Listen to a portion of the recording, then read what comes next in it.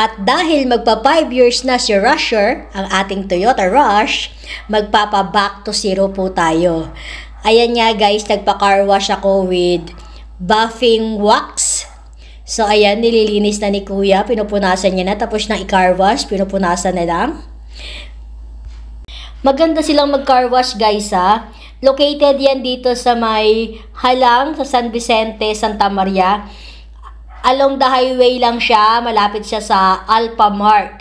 So, ayun, madali niyo siya makikita dahil nasa kalsada siya mismo. Ayan nga guys, pinapahira na ni Kuya ng wax yung ating sasakyan. Buo yan na, yung buong sasakyan talagang pinapahira niya paikot ng wax.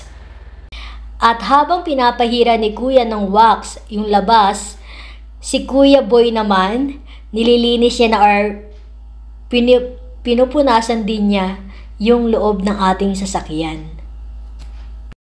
Ayan na nga, binavap na ni Kuya yung ating sasakyan. Lapitan natin para mapakita ko sa inyo kung paano niya i-buff yung ating sasakyan. So, ayan. Ganyan pala yarn. So, ayan. Highly recommended ko yan si Kuya.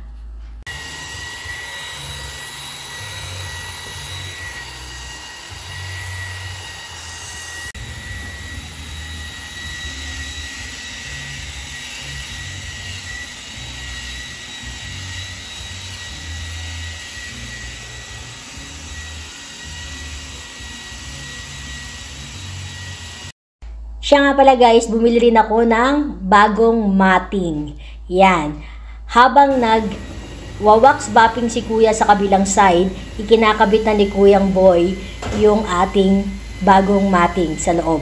So, ayan.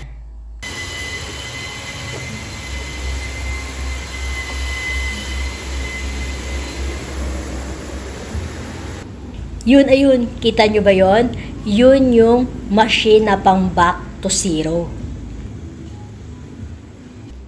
I-start ni Kuya yung ating sasakyan para i-open yung aircon at saka nila i-on yung machine na back to zero.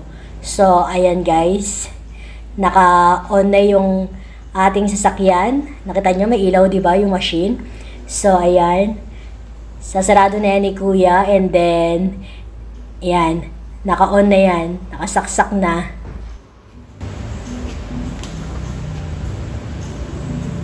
Habang nag-back to zero sa loob at nagbabuffing si Kuya sa kabilang side, si Kuyang Boy naman, pinupunasan niya na yung gulong. O diba? Multitasking. Sabay-sabay na nilang ginagawa. Kasi medyo kanina pa tayo naghihintay. Mahigit na 1 oras na yata tayo dito. So, ayan. Nakikita nyo ba yun? Ayan. Ayun o. Diba? May usok na sa loob ng sasakyan. Hala! Umusok yung loob ng sasakyan. Char! Ayun po yung pagsasanitize. Ayun po yung back to zero. Alam nyo ba dati, ang intindi ko sa back to zero ibabalik niya sa zero yung mga metro. Hindi pala ganon. Ang back to zero pala guys, ay pag-sanitize ng loob ng sasakyan. So, ibig sabihin, papatayin niya yung mga bakterya at viruses na nasa loob ng sasakyan. At tinatanggal niya yung mga mababahong amoy. Amoy ng sigarilyo, ng isda, ng mga pagkain, ng kung anik-anik doon sa loob ng sasakyan. Kung ano-anong amoy na hindi ka nais-nais, tatanggalin niya yon. Yun pala yung back to zero. Kaya pala back to zero, ibig sabihin, no more bacteria. So, ayun pala yun. Yan guys yung machine na pang back to zero. Tinanggal na ni Kuya. Pero kung mapapansin nyo, may usok ka siya sa loob, no? Hahayaan ng yung usok dun sa loob ng mga 15 minutes. And then, pag wala ng usok, ready to go na tayo. Pero, hindi pa rin siya tapos. Hindi pa rin tapos na i-buffing yung ating sasakyan. Kaya binavap pa rin ni Kuya. So, ayun guys. Finish na tayo magpa-car wash. Magpa-buffing. Hindi ko alam kung anong tawag doon kung buffing ba. Basta, nagpa-wax tayo with machine. Yung binabap. So, ayun. And then, nagpa-back to zero tayo. Yung loob ng sasakyan, amoy bago. Grabe. So, ayan si Habi.